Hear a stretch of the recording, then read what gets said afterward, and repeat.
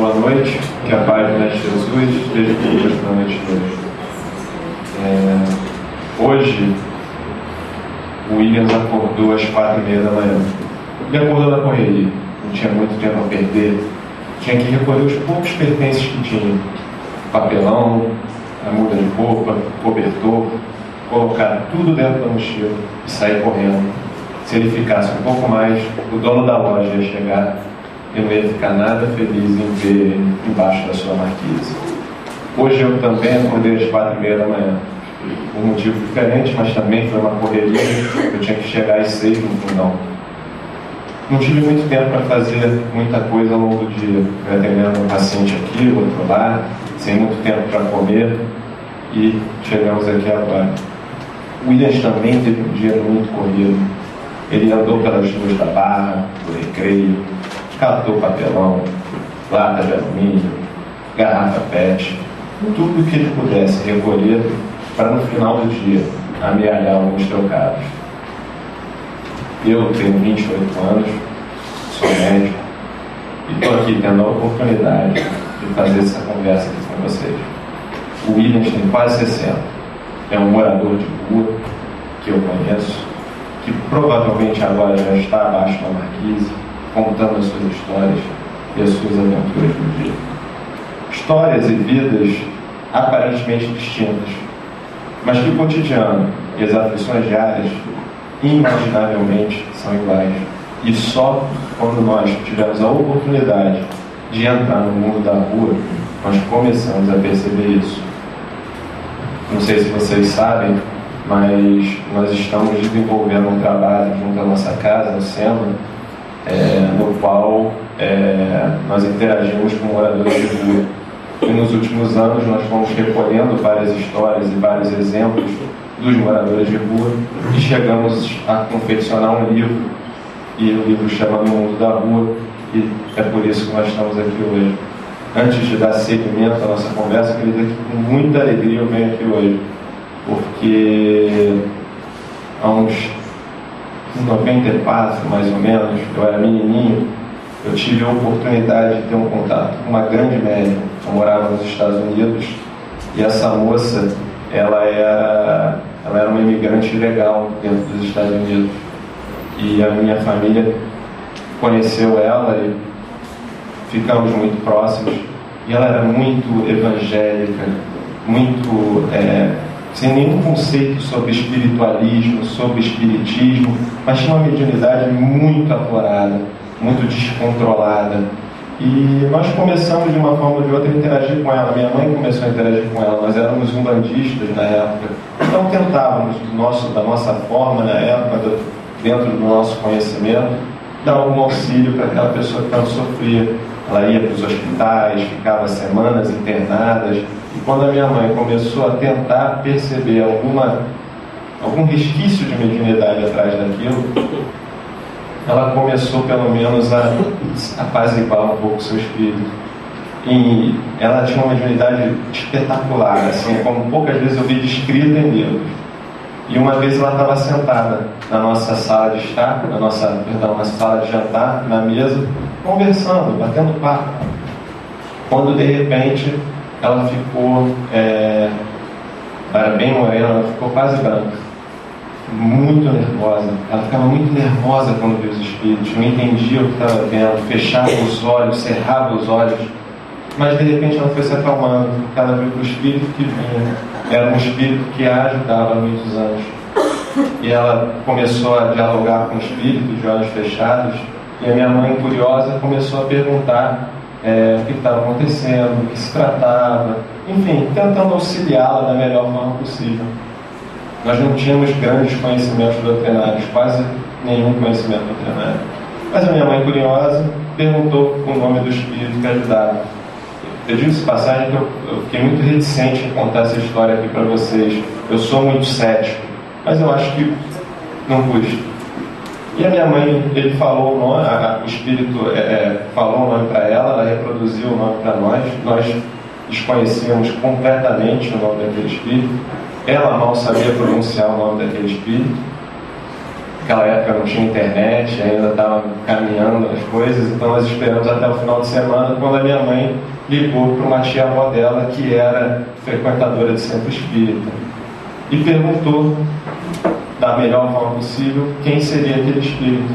A minha tia-avó, por alguns segundos, ficou muda no telefone, achou que era uma falha no telefone, e quando ela voltou, ela explicou quem era o espírito de qual a nossa colega se tratava. E se tratava do espírito de Eurípides de Bassanufo.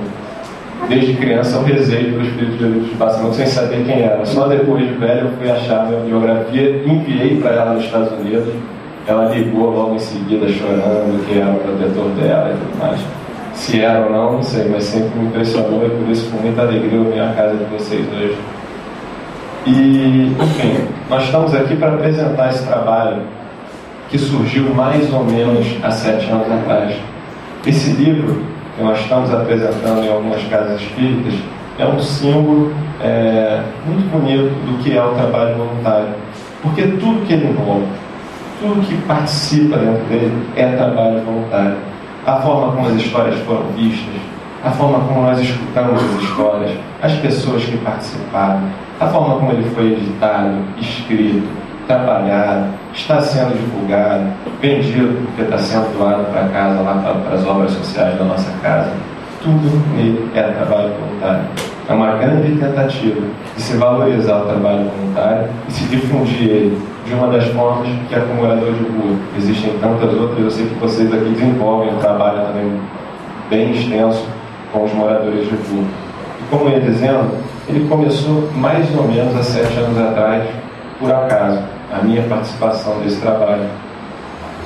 Era mais ou menos nessa época do ano, em agosto, ia ter aquela palestra anual na Concha Acústica da UERJ, do Divaldo Franco. E eu combinei com uma amiga, também trabalhadora do SEMA, a ir a essa palestra. Ela era trabalhadora na nossa casa e trabalhava no grupo de entrega de quentinhas. Ela disse que ia arrumar um substituto e conseguia ir comigo. Ela não arrumou um substituto e, para compensar o furo, me chamou a conhecer o trabalho da casa. Eu estava sem nada para fazer, era uma sexta-feira à noite, já tinha perdido o programa que era a palestra de Divaldo, resolvi ir ver qual era. E a partir daí, muita coisa começou a se transformar, ou pelo menos a nossa visão de vida começou a se abalar de alguma forma. No começo, com certeza, eu já frequentava o SEMA há muitos anos e me via distante do trabalho voluntário, como muita gente aqui deve se ver, apesar de ser muito próximo, estar o tempo todo sendo convidado e sendo exposto às ideias de trabalhador voluntário, mas a gente ainda se distancia. A gente escuta as histórias, vem nos cursos, vem nas palestras, mas de alguma forma aquilo que a gente escuta, aquilo que a gente vê, fica um pouco distante. Só pensar na parábola do bom samaritano, né? Isso talvez seja a maior historinha, né? A maior parábola que Jesus contou de o que é a caridade. Um homem vai de Jerusalém a Jericó, um terreno extremamente árduo. Jerusalém é 800 metros acima do mar, Jericó 200, então é íngreme, deserto pedregoso, cheio de caverna, gruta, ciladinhas, um terreno, um parque de diversão para os ladrões. E esse homem, seguindo a sua jornada a Jericó, foi brutalmente assaltado. Ficou ali ao redor, jogado no meio das pedras, sangrando, sofrendo, esperando a sorte que Deus lhe reservava. E teve a oportunidade de se deparar com 3 pessoas. Primeiro, um sacerdote judeu, um religioso, que olhou o sofrimento daquele homem, mas deixou o seu ego falar mais alto e seguiu o seu caminho, tomou o seu rumo. Depois, um levita, também da classe dos sacerdotes, que viu o sofrimento do companheiro, mas não se abalou, também tomou o seu rumo. Por fim, um samaritano, um homem de coração aberto, de peito aberto, que não podia ver alguém sofrendo e seguir no seu rumo, que desceu do seu caminho, desceu do seu rumo e foi até aquele companheiro. Chegando até ele, avaliou suas feridas, foi até o seu burro, pegou um pouco de vinho, limpou as feridas, o álcool tem efeito antisséptico, limpou cada uma das feridas, tirando aquele barro, aquela terra da região, untou as feridas com azeite, depois as recobriu com atadura de algodão. Não contente, colocou um completo estranho em seu burro e o levou até a estalagem mais próxima. Para se mostrar ainda como ele era ainda uma pessoa melhor, fez questão de, chegando à estalagem, deixar o homem aos cuidados do dono do estabelecimento, retirar da sua cinta 2 denários, e dizer: cuide dele como se fosse um dos teus. E se mais gastos forem necessários, quando eu estiver retornando por aqui, eu arco com esse dinheiro, com esse gasto. E Jesus não contava a história toda. Ela era cheia de ironia, cheia de provocações, para que as pessoas da época se abalassem de alguma forma.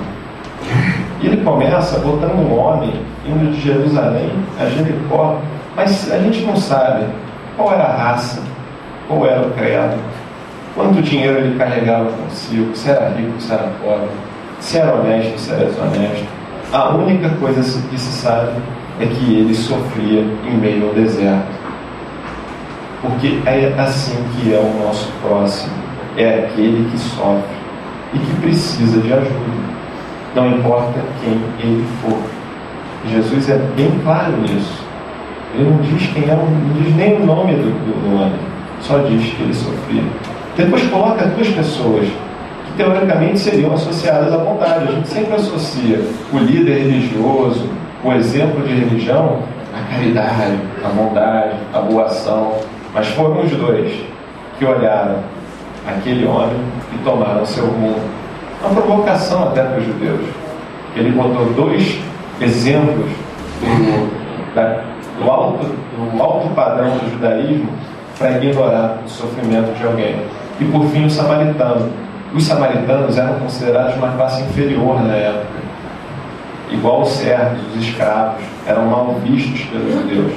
Mas foi o único capaz de se doar para auxiliar o sofrimento do próximo, para suprir o sofrimento do próximo. E a doação é tão grande, que ele deu 2 denários de si. Cada denário, na época, representava um dia inteiro e completo do trabalho.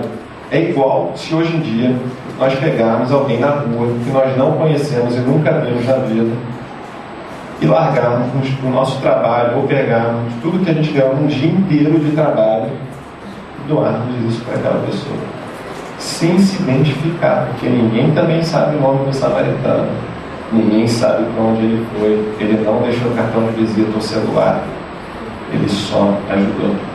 E o problema é que até hoje em dia é mais ou menos assim: nós nos sentimos muito mais como sacerdotes do que como samaritanos. Pode até não nos sentimos, mas na prática nós somos muito mais sacerdotes do que samaritanos. E talvez esse seja o grande objetivo desse livro, da possibilidade dessa exposição, de tentar dar um início, o pontapé inicial, para a gente começar a destruir esse sacerdote, que possa surgir um samaritano. No começo, tudo começa aos solavancos, mas depois a coisa vai ficando mais tranquila. Naquela noite de sexta-feira, que eu não pude ir à palestra da Concha Acústica da UERJ, eu cheguei ao SEMA umas 8 horas da noite. Estavam já organizando os carros, colocando os isopores dentro dos carros. Cada isopor tinha 12 quentinhas, e cada quentinha tinha macarrão, carne moída e um ovo cozido. Até hoje é assim.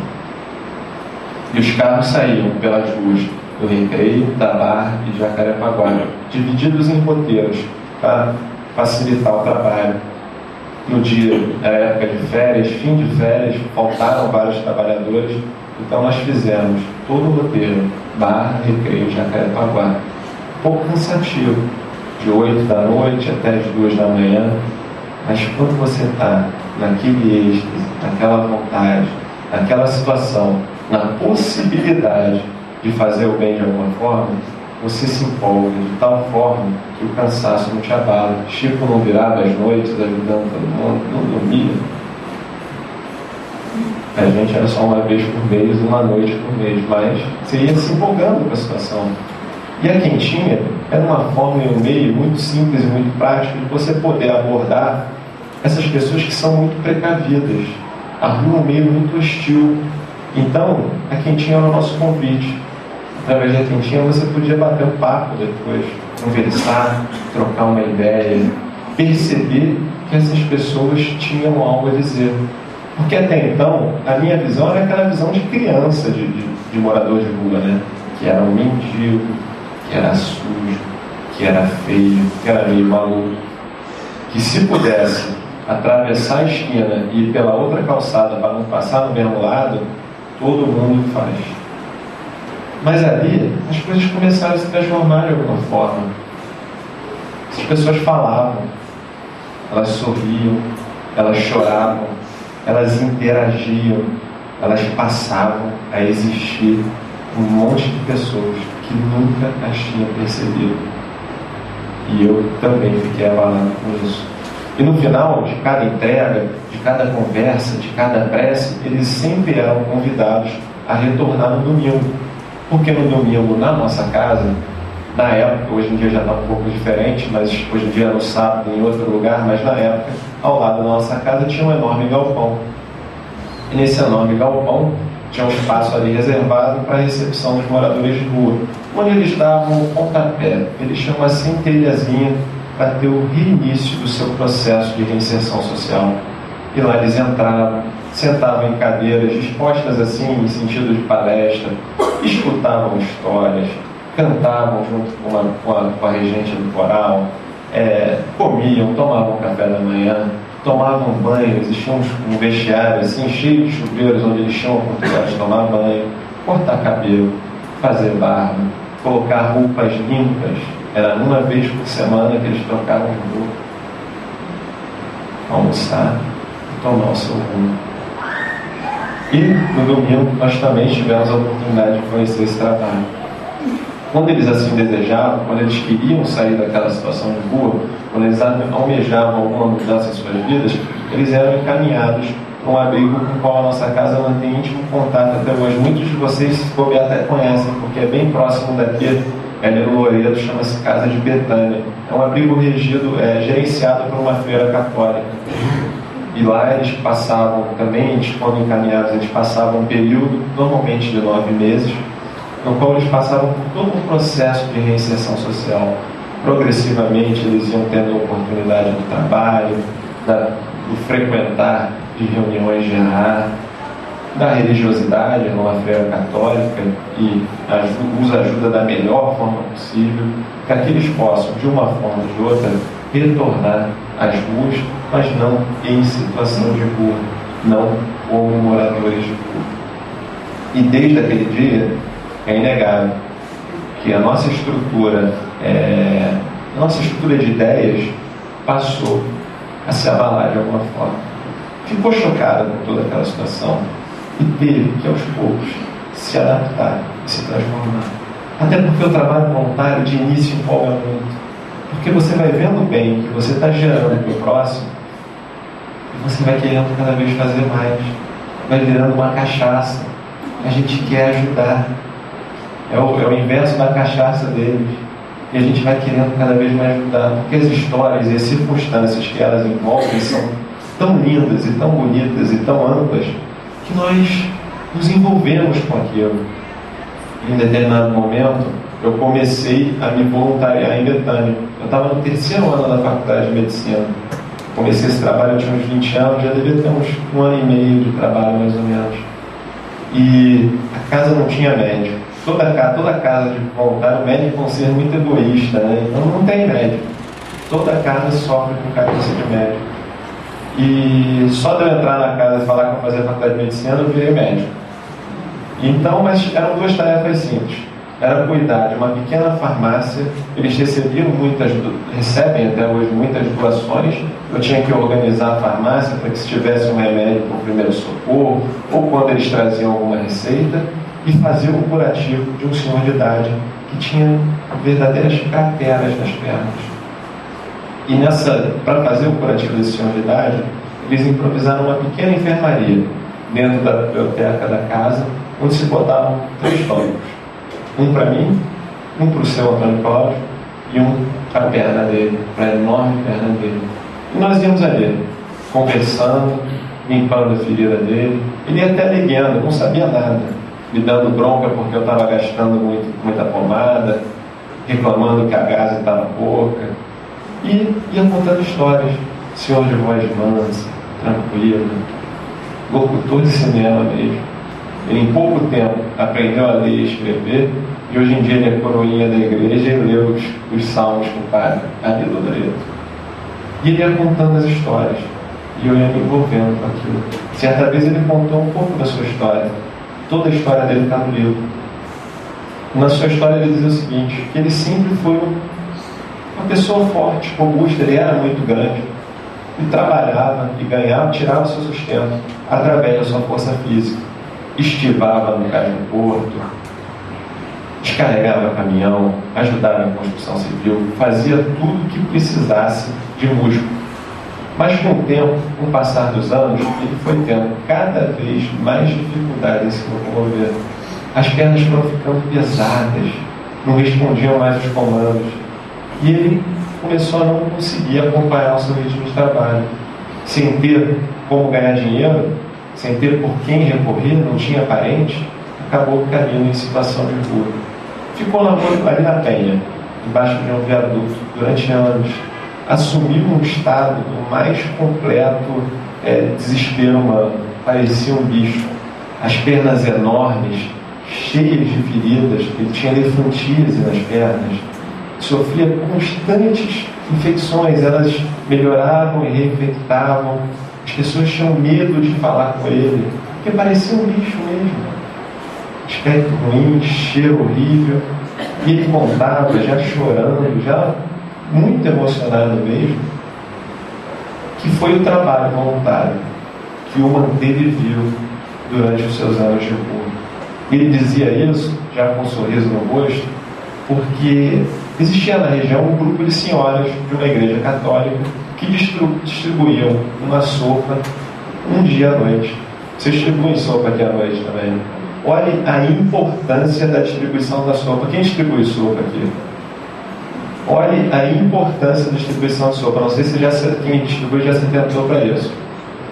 E ele falava que o que o mantinha vivo era a sopa. Engano achar que era por causa da comida e do alimento. Era um senhor de 120 quilos que recebia uma sopa por semana. Ele vivia do lixo. O que o mantinha em pé era o lixo que ele revirava para achar alguma comida. Mas lá no momento da sopa, ele tinha a oportunidade e a chance de conversar com aquelas senhoras da igreja da região. E ali ele falava isso, que era o único momento da semana em que ele lembrava que era gente. E ele passava a semana inteira esperando aquele momento e aquela oportunidade para conversar com outros seres humanos, porque ele só tinha a companhia dos cachorros. O cão é mais amigo que o homem, né? E ele ficava a semana inteira aguardando a oportunidade para conversar. E era aquilo que o mantinha vivo. Acreditava tanto no poder do trabalho voluntário que hoje em dia ele é voluntário em Betânia e todo domingo se vê ele fazendo alguma coisa para retornar e retribuir a casa que o tanto ajudou. Quando a gente começa a estudar essa coisa, a gente começa a ficar um pouco abalado. A preguiça de sair na sexta-noite para distribuir a sopa já começa a ficar um pouco frio, toda, que você está mantendo uma pessoa viva. É até com um pouco de arrogância, um pouco do ego inflado, mas não tem importância. É no início do movimento, é o estalo do motor. E as histórias vão acontecendo e vão se repetindo. Outra vez, eu estava tomando conta do banho da casa. Como era um vestiário grande, vários chuveiros, tinha que sempre um voluntário tomar conta do banho, porque senão o pessoal perdia a noção completamente de tempo, de modos e tudo mais. São pessoas rudes em determinadas situações. Então você ficava ali, distribuía sabão, shampoo, depois media o sujeito para conseguir descobrir qual era o tamanho da camisa dele para ele vestir. Eu estava na porta do banho, tentava não olhar muito também para não constranger ninguém. Entrou um rapaz, um senhor não, rapaz, tinha 40 anos de idade, grisalho, muito sujo, muito cabeludo, muito barbudo. Mas o que mais chamava a atenção, isso era comum, o que mais chamava a atenção é que ele era muito triste. Você via tristeza no olhar dele. Disse bom dia, entrou no banho, tomou um banho rapidamente. Veio até mim, eu lhe dei um aparelhozinho de barbear desse Presto Barba. Tinha um espelhinho ali em frente do banheiro que eles podiam fazer a barba. Ele ficou em frente ao espelho, começou a se barbear e foi atingindo o mais profundo, o extremo estado de catatonia. Ficou paralisado na frente do espelho. Eu achei que ele estava dando um piripaque. Fui até ele, coloquei a mão no seu ombro. Está tudo bem, amigo? Está tudo tranquilo? E ele deixou uma lágrima correr pelo rosto. Já estava sem barba. E disse: faz 3 meses que eu não me olho no espelho. Faz não sei quanto tempo, doutor, não. Faz 3 meses que eu esqueci que eu existo. Quando a gente vê que só pelo fato de você estar lá, você tem a oportunidade de ver que o sujeito olhando no espelho lembra que ele existe, você no mínimo fica chocado, fica um pouco abalado e vai se empolgando e vai dando continuidade à coisa, vai virando uma roda viva e você vai se envolvendo com aquela situação, com aquela circunstância. É verdade que nós ainda somos seres muito materialistas. Nós ligamos a necessidade do nosso próximo ao auxílio material. Ainda não conseguimos perceber. Claro, estou falando isso de uma forma geral. Algumas pessoas são muito mais sensíveis que outras, mas ainda temos dificuldade em perceber quem precisa e quem não precisa. Nós vamos em busca do auxílio da matéria. Então nós vamos aos abrigos de moradores de rua, vamos aos orfanatos, aos asilos, aos hospitais públicos abandonados, às ruas, tentar ajudar os supostos miseráveis. Isso, apesar de ser um pouco triste, de ser um exemplo vivo do nosso materialismo, tem um lado muito legal, porque nos dá a oportunidade de conhecer realidades, às vezes muito distantes da nossa realidade social, porque nós normalmente vamos em alguém que está mais pobre, precisando de mais alguma coisa. Então, é alguém que está com uma situação financeira um pouco pior que a nossa. Isso é legal porque nos ajuda a quebrar alguns paradigmas que nós construímos ao longo das nossas muitas existências e principalmente ao longo dessa nossa vida. Se eu perguntar para cada um aqui o que é um morador de rua, a primeira palavra vai vir é mendigo na cabeça. Mendigo é quem pede. A ampla maioria dos moradores de rua não pedem em sinal. Não pedem na rua. Quem pede em sinal e pede na rua, normalmente tem casa. Então a maioria não é mendigo. Ou vai falar que é maluco. Conheci poucos esquizofrênicos durante o trabalho voluntário. Conheci alguns, poucos. Vai falar que é bêbado, muitos são. Vai falar que é drogado. Vai falar que é vagabundo, que é preguiçoso. Mas isso não caracteriza uma pessoa. Isso caracteriza uma ideia que nós construímos. E só o convívio próximo e a interação com essa realidade completamente diversa permite a quebra desse paradigma. E a gente só pode ajudar alguém. Todo mundo aqui quer mudar o mundo, quer fazer com que o mundo seja melhor. Mas como é que a gente vai ajudar alguém se a gente não sabe o que ele precisa? Se a gente não sabe o que auxilia? E só o trabalho, só o contato diário, contínuo, permite esse tipo de coisa. Existia um rapaz no recreio chamado Alexandre, que ele era a antítese de toda a ideia que a gente constrói sobre o morador de rua. Quem andava pelo recreio via. Ele era um trabalhador espetacular. Ganhava tanto dinheiro, mas tanto dinheiro, que uma vez eu sentei com ele na mesa e fiz as contas, ele facilmente conseguiria sair da rua e alugar um apartamento de padrões assim, bem aceitáveis, só com o seu esforço, só com o seu trabalho. Situação essa que parece até um pouco inacreditável. Mas ele trabalhava e se via no recreio, fazendo chuva ou sol, dia ou noite. Ele estava com o seu carrinho de mão desses de obra, dando o seu jeito. Capinava terreno baldio, trabalhava como servente pedreiro, ajudava ali no hortifruti da região, descarregava caminhão, reciclava material, fazia o que fosse necessário para tirar o seu sustento.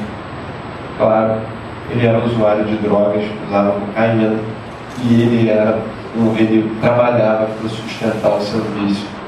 Mas tem um dado interessante nisso aí. Quem aqui não acha que o usuário de droga não trabalha? Todo mundo pensa assim. Ele trabalhava para sustentar o seu vício, batia no peito para dizer que nunca precisou assaltar ninguém ou roubar nada. Isso contradiz uma ideia que nós construímos durante tantos anos, em que o morador de rua não necessariamente é preguiçoso. Não está na rua porque é vagabundo. Está na rua por outros tantos motivos. Enfim, mostra que às vezes algumas situações que nós criamos dentro da nossa cabeça não condizem com a realidade.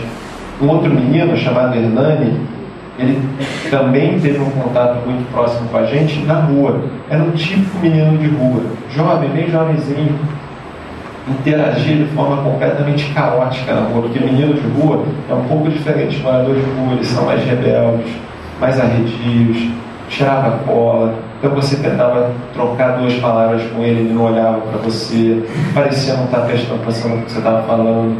Mas ele ficava ali na região da Eurobarra, bem no centro da Barra, ali perto da Ponte do Suposta, e toda vez que nós íamos entregar uma quentinha para ele, batíamos um papo, da melhor forma possível, e o convidávamos a vir à nossa casa aos domingos. Nunca acreditei que ele viria, mas um dia ele apareceu. Apareceu com outros dois colegas, entrou na nossa casa, parecia estar razoavelmente sob controle. Claro, tem que ter um pouco de ordem em tudo.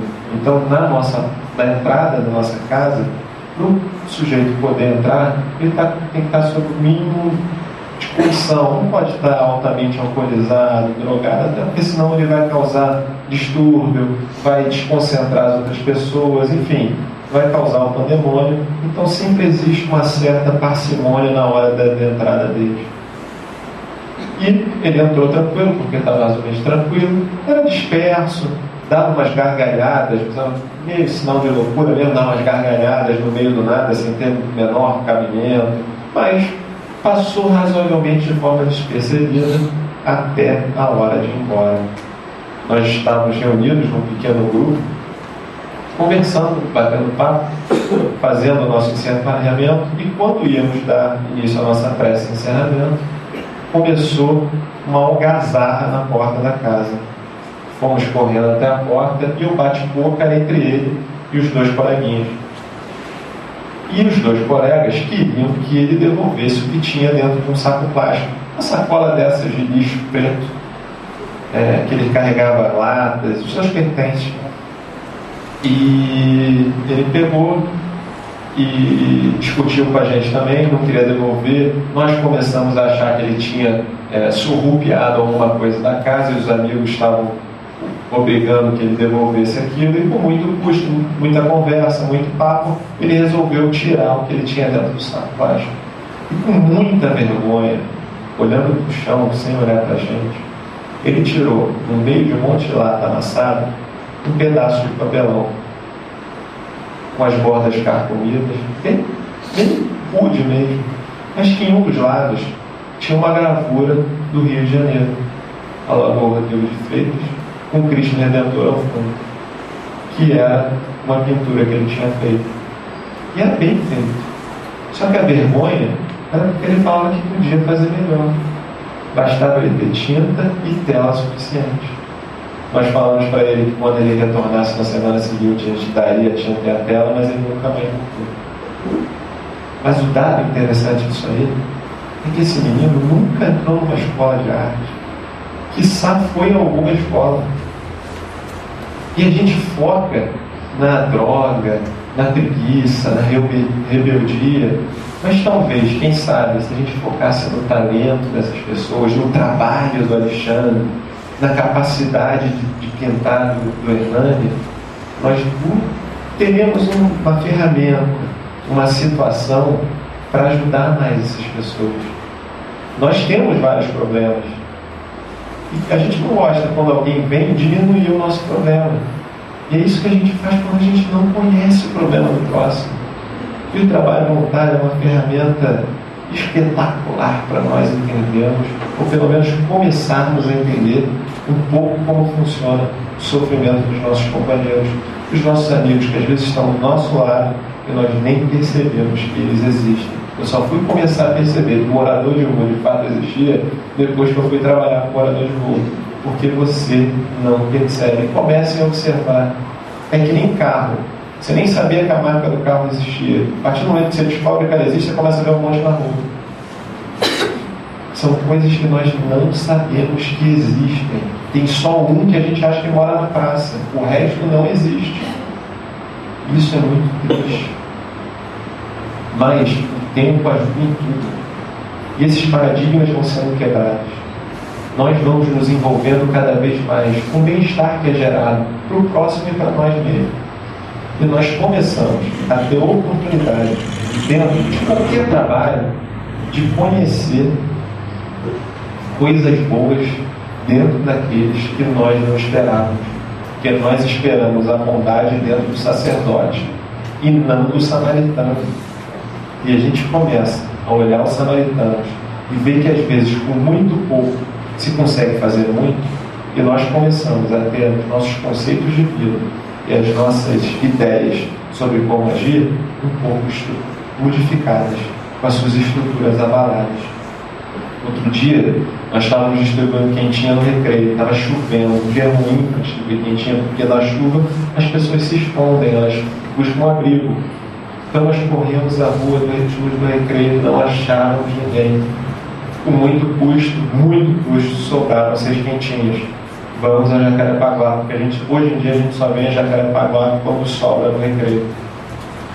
Viemos a Jacarepaguá, que tem muito morador de rua em Jacarepaguá. Caos, não achávamos ninguém. Foi um cata-cata. Achamos 4 moradores de rua. Quando eu já estava comendo a quentinha, porque eu já não aguentava mais de sono para falar que já tinha achado tudo.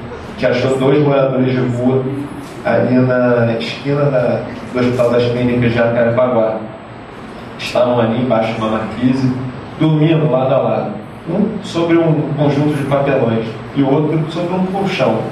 Colchão velho, tosco, sem fogo, só naquela espuma amarela meio rasgada. Fomos até eles. Eles estavam tão desesperados de fome que quando nós entregamos a quentinha, parecia que era para eles mesmo. Comeram ali naquele... Calma, vai morrer ali. Comeram aquilo, agradeceram, voltaram a dormir. Nós tomamos um espaço, começamos agora, a gente sempre faz uma reuniãozinha de encerramento para botar as coisas em ordem, ver o que aconteceu de certo, o que de errado, o que a gente pode melhorar, e uma prece de encerramento. Enquanto nós estávamos nos reunindo, veio uma terceira pessoa, com qual nós não havíamos interagido até então, também um morador de rua. Parece assim, ironia do destino. A gente tanto procurou e quando não precisava mais, ele veio até nós. Queria comida. Nós não tínhamos mais nada para dar, pedimos desculpa, explicamos o nosso trabalho, o convidamos a retornar à nossa casa, a vir à nossa casa no domingo, dissemos boa noite. Parecia levemente embriagado, mas muito cordato, muito educado.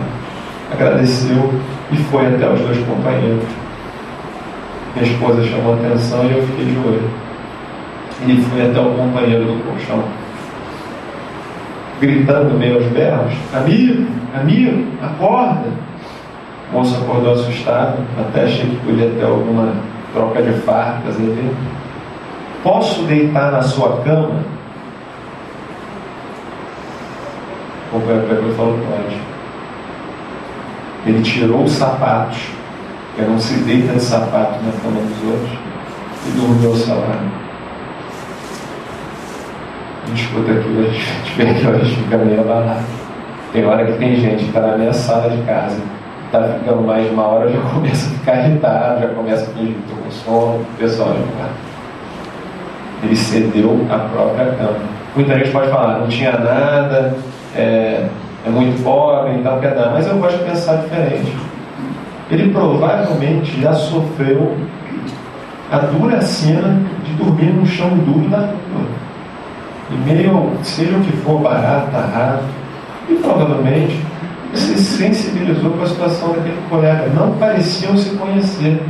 O samaritano não sabia quem estava sofrendo na rua, quem estava sofrendo lá no meio do deserto. Só sabia que precisava de ajuda. E cedeu o pouco que tinha, que era o seu colchão velho, para que o mais completo estranho dormisse junto a ele. Dormiram ali, lado a lado. Não sei o que aconteceu depois, mas a história fica martelando. Ele ali consegue, eu não consigo nem chegar perto. E as histórias vão se repetindo. Tinha um rapaz chamado Adriano. Todos esses nomes eu mudo para preservar a identidade dessas pessoas.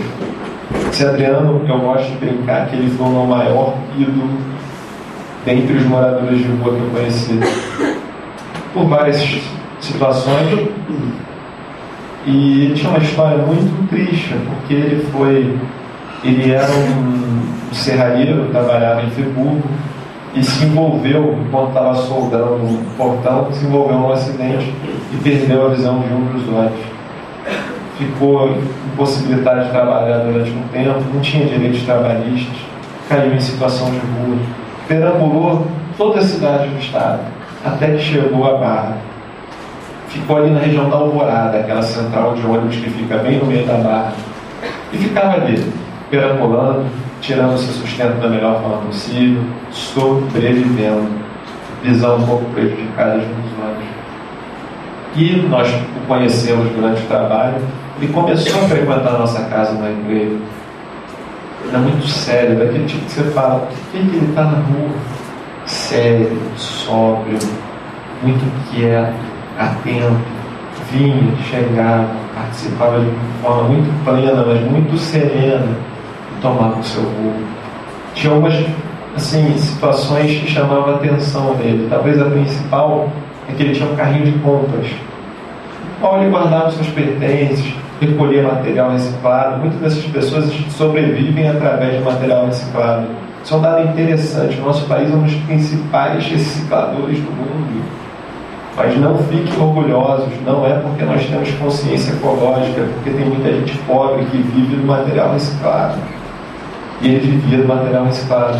E esse rapaz, ele acordava às 3, 4 horas da manhã para conseguir chegar no Recreio um domingo às 8 da manhã. Ele andava 10, 12 quilômetros semanalmente para vir até a nossa casa, tomar um copo de Nescau, escutar uma palavra amiga, apertar a mão de alguém. É muito chão. É muito chão. Ele fazia isso catolicamente aos domingos. E a vez que mais chamou a atenção, que mais fez até com que eu começasse a ter um carinho especial por ele, e daí a alcunha de ídolo, foi quando um dia ele chegou à nossa casa, uma menina dentro do carrinho, uma adolescente, que tinha sido judiaram dela na rua, bateram nela, e ela estava provavelmente com uma perna quebrada. E ele, sabendo que na casa tinha médicos e que no Lourenço Jorge ninguém ia atender, ele fez o que podia. Colocou a menina no seu carrinho e a levou até a nossa casa. Na época, de vez em quando tinha médico. Ele achava que era a melhor forma de ajudá-la. Talvez ela tivesse algum auxílio, algum encaminhamento, alguma orientação. Dado interessante também é que o carrinho não tinha as rodas da frente. Então ele empinava os carrinhos na roda de trás. Então provavelmente ele não dormiu aquela noite e trouxe a mais completa estranha. Falei com ele anos depois, ele nem sabia quem era direito. Empinando nas rodas de trás um carrinho de compras do meio da Barra até o Recreio. A nossa casa fica depois do Barra World. É bem no Recreio mesmo. Pelo carrinho de compras. Sem saber quem era, sem saber o que queria, só porque precisava de ajuda. Doou o pouco que tinha em si para ajudar uma companheira que sofria. Nós começamos a perceber quem são os samaritanos e quem são os sacerdotes nessa situação. Isso é importante, porque nós começamos a ver que não precisa de muito para ajudar o próximo.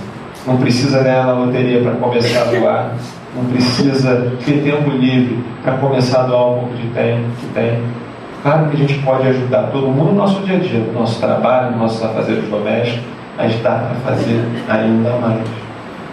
E é claro, ninguém vai dizer que só vai aprender coisas de caridade, de situação social, de convívio social. A casa espírita, talvez, acho que isso é o que é o mais especial, ela te proporciona uma circunstância de trabalho voluntário que nenhuma ONG, eu já participei de várias ONGs, te dá a oportunidade de conhecer. Porque está todo mundo com o mesmo objetivo. Vamos aprender. Todo mundo coloca na cabeça, e nós somos até assim, ficamos cegos com essa ideia que é fora da caridade não há salvação, e que temos que aprender e temos que nos auto-aprimorar. A companheira disse, temos que começar o início da nossa reforma íntima. E associamos o início dessa reforma íntima à caridade, a possibilidade de aprender a doar. E a casa, toda a casa é assim, eu sei que aqui também é assim, valoriza o trabalho como uma forma de aprender a amar. E é legal porque quando a gente está nesse ambiente que tudo conflui para a gente aprender, para a gente conviver, para a gente doar amor, para a gente saber o que é amor, nós ficamos mais atentos para aprender mais coisas. E às vezes aprendemos coisas que jamais cogitávamos existir. Sem ter qualquer relação social. Primeira atividade que eu fiz na casa, cheguei lá, o que você vai fazer? Vai distribuir crachá. Então eu ficava na porta, eles primeiro passavam por aquela triagenzinha do bafômetro, né? Não tinha bafômetro, o bafômetro era ali no olho, no olhômetro, e vinham até a mim e um companheiro. Nós ficávamos numa mesinha e tínhamos um arquivo. As pessoas circulam, então elas vinham uma vez e já ganhavam um crachá, ficava arquivado conosco. Então tinham mais de 700 crachás. Então imagina a situação, 40 homens enfileirados, algumas mulheres, poucas mulheres, esperando um crachá. E eu e outro companheiro tentando achar um nome no meio de 700 crachás, que até estavam em ordem alfabética, mas de Antônio deviam ter 100, José 200, e aí vai. Então o que a gente fazia? Olhava rapidamente ali, não achei, pegava outro papel, redigia outro crachá, pegava para ele, segue teu rumo. Até que um dia chegou um senhor, assim, ríspido, né? Chegou já querendo arrumar briga. Bigodudo, assim, sério. Meu nome é Antônio Vitor Estrada. Peguei, olhei 2 segundos, não achei nada, já puxei um papel para escrever. Nessa hora eu achei que ia apanhar. Bateu na mesa, meu nome é Antônio Vitor Estrada. Eu tenho 5 crachás ali. E ele fazia questão de dizer, tem 3 manuscritos e 2 escritos à máquina. Pode procurar. Eu botei minha viola no saco, né, e comecei a olhar o crachá. Mas olha lá, apanha aqui. Procurei, achei um dos manuscritos, coloquei no plásticozinho e dei para ele. Aí você para pensar, que besteira, né? Que cara pequeno, né? Ficar ligando com essa coisa churuca. Se você tiver alguém que te conhece, que já interagiu com você 300 vezes, ele pergunta, como que você se chama mesmo? Você fica magoado. Porque o nome é o maior bem que um ser tem. É a sua identidade. Nós somos seres egoístas, então o nome é muito importante. Toda vez que eu escrevi e rasgava um crachá, eu estava destruindo aquela pessoa de forma indireta ou direta. Essas pessoas não têm nada. Elas não têm onde guardar nada. Elas não têm documento porque são desorganizadas. Elas não têm documento porque não têm onde guardar. Não são malucos. Você vê essas pessoas com saco plástico, com bolsa, com carrinho, com essas coisas. Vocês perceberam, toda hora eu falo, botou o carrinho, botou a bolsa, botou a mochila e tudo mais. Por quê? Quando você não tem onde guardar, você carrega consigo. Uma vez, um rapaz, ele era aqui de Jacarepaguá, ele foi lá para o SEMA, porque ele cismou que lá tinha advogado e que a gente ia conseguir arrumar um benefício na Previdência para ele. Esse cara aqui, o que você quer? Eu não sabia nem explicar. Você tem algum documento, uma carteira de trabalho, uma identidade? Não sei. Está tudo no saco. Aí foi lá na porta, porque por questão de segurança, a gente pede para eles não entrarem com seus sacos plásticos, até para criar uma certa ordem, então a gente deixa tudo na porta. Chegam com os sacos plásticos, pertencem ali, a gente fecha o portão, não tem perigo nenhum. Todo mundo respeita, ninguém mexe com a coisa de um do outro, mas quando eles precisam ir lá, eles vão lá e pegam algum pertence. Uns são vaidosos, deixam o shampoo, aí na hora do banho vai lá correndo, pega o shampoo para usar o shampoo. Tinha um que trazia uma garrafa de pimenta, ele falava que a pimenta era sensacional, porque ele pegava a garrafinha e ia colocando pimenta. Aí depois ele botava cachaça dentro, aí ele fechava a garrafa, enrolava no saco plástico e deixava um mês enterrado no chão. Aí diz que curtia o negócio, então ele só comia com a pimenta dele. Então na hora do almoço ele ia lá correndo, pegava a pimenta, aí todo mundo pedia a pimenta dele. Já fez isso? Já fiz. Mas essas pessoas são muito resistentes. Mas enfim. E ele foi lá pegar no seu saco plástico. Tinha tanto papel no saco plástico, tanta coisa presente no saco plástico. Era uma mesa assim que a gente colocou. Ele encheu de coisas o saco plástico. E a gente começou a vasculhar aqueles papéis. Porque ele era analfabeto. E não sabia diferenciar o que era um papel importante e o que não era. No momento sim, mas alguns dias depois, a propaganda de político era igual um recibo importante. Só de mapa, nós entregamos um mapinha da nossa casa para os moradores poderem chegar até lá. Só de mapa ele tinha mais de meia dúzia. Porque a gente dava, ele no dia seguinte não sabia diferenciar o que era o que, guardava tudo dentro do saco. Só aí eu fui começar a perceber o que era analfabetismo. Porque a gente escuta, né? Tem que dar escola para as pessoas têm que estudar. A gente não consegue perceber, quem sabe ler e escrever não consegue perceber o impacto que tem o analfabetismo sobre o ser. Em outra circunstância, um senhor veio até... Esse era uma figuraça. Ele era e não era morador de rua. Ele tinha um barraco, mas ficava meio na rua. Ele era meio esquizofrênico. Então ele chegava no cinema, era até engraçado. Eles vinham com a bicicleta, empurrando a bicicleta com a mão. Jamais o vi montado na bicicleta.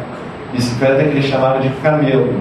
Então ele vinha trazendo a bicicleta assim, até engraçado. Ele vinha empurrando a bicicleta no sol e não subia a bicicleta, com uma vara na mão, uma viga de ferro, que era a arma, né?